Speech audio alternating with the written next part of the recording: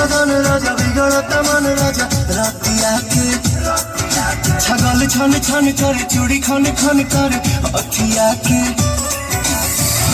कहीं तो भाई रौर गोड़ लीना बाटे कमर कम जान पिया छोड़ दीना बाटे कमर कम जान पिया छोड़ दीना।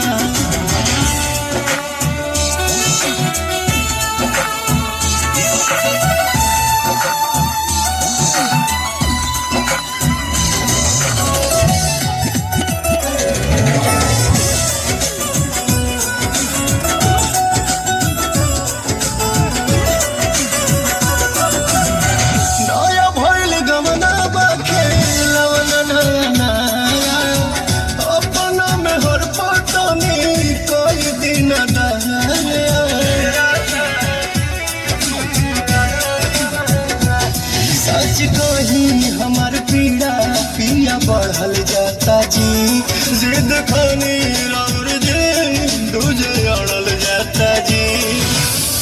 हमसे हचकाई के ही लोग दीना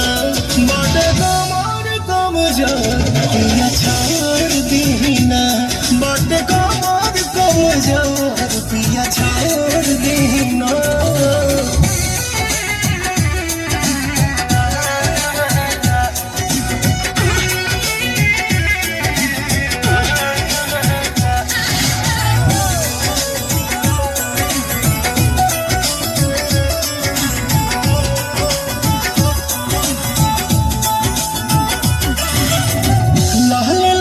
कोई दिहनी गोद मोर बदान के इंस्पिरियन सुआदो भइल बा पवन के धरी धीर काल फिर भेंट होई पिया भले सन